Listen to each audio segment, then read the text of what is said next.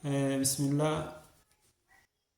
الحمد لله الذي هدانا للإسلام وما كنا لنهتدي لولا أن هدانا الله. ثم الصلاة والسلام على أشرف خلق الله محمد بن عبد الله وعلى أهله وصحبه ومن والاه.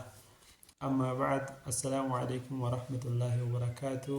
أولا نقافي رحمن ربك إن warra hordofee qajeelloo daandii isaa hordofe mara irratti haa jiraatu jecha ergaa gabaabduu yookiin dhaamsa gabaabduu guyyaa har'aa keessatti dabarfachuu barbaadu.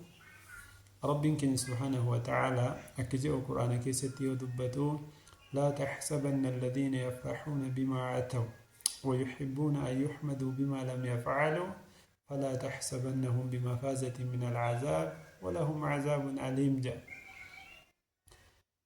dubbii jajjaba dubbatee rabbiin keenya eegunkumaayyuu hin yaadinii jedhe.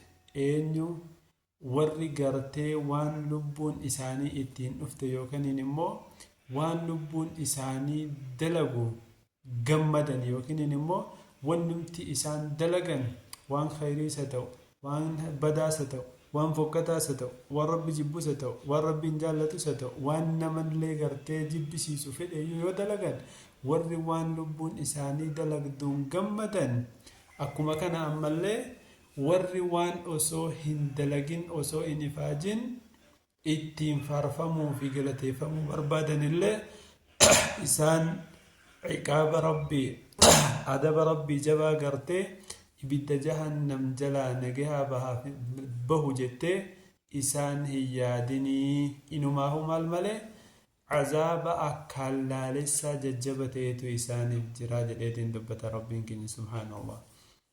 Maaliif kana jedheennan obboleewwan kiyya, sifaa kana lamaan yookaan wantoota as keessatti gartee akka nuti irraa of eeggannuuf rabbiin dubbate kana lamaan irra hedduun addunyaadhaa amma waan kana lachuu akka waan rabbiin irraa dhorkeetti son ta'in akka waan rabbiitti ajajeetti ilaalutti jirti jechuudha. Maaliif jennaan namni hedduu yoo ilaaltan wanni inni dalagu waan rabbii gartee keessaafuu miidiyaa kana gubbaarratti waan rabbiin dallansiisu waan gartee namatti illee gartee hin tolle waan bu'aallee isaaf hin qabne waan akkaan adaba rabbii namatti geessu jechuudha. Garuu immoo akka waan mindaa wahii isaaf argamsiisutti ilaala. Of duuba deebi'ee wanni kana rabbi narraa jaallataa ammoo waan kan rabbi narraa jibbaa of duuba yoo ilaale namnillee waan kana narraa jibbaa wanni kun gartee na xiqqeessa ciqaaba rabbiidhaa adabbii rabbii narratti sabachiisuudhaaf ta'a jechuu of duuba garagalee osoo hin laalle waan gartee hamtuu fi waan rabbiin jibbu dalagaat akka waan gaarii waan mindaa itti argatu dalaguutti ilaala jechuudha.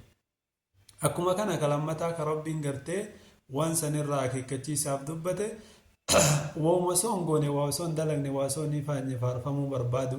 Kana yoo fudhanne namni hedduun miidiyaa kana gubbaarra yoo fedhe asuma gubbaa taa'ee abbaa fedhe xiqqeesseetuma abbaa fedhe gaddeebiseetuma ganda ta'e gaddeebisee gosa ta'e gaddeebisee ajandaa gartee kanaafi sana waliin makeetuma as gubbaarraa wacuudhuma qofaan akka waan sabaaf waa godhe akka waan amantiif illee waa godhe sabboonummaa guddaa himata jechuudha.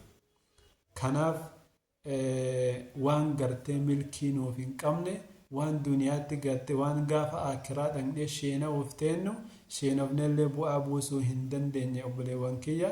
Wanti nuti dalagnu martinuu waan gaarii nutti fakkaatee nutti hin mul'atin irraa gammadin. Maaliif jennaan haa ilaallannu waan dubbannu waan dalagnu haa ilaallannu. Waan nuti dalagnu kun rabbiin hagam gammachiisaa jira, ilma namaa hagam gammachiisaa jira yookiin hagam mufachiisaa jira. Wanti kun gartee rabbi waan kanirra gaafan hisaabame gaafa madaalarra kaa'amu dalagaan kun na salphisuuf taa'amu ittiin milkaa'uuf taa'a waan jedhu haa ilaallannu. Fajazaakumullahu khairan.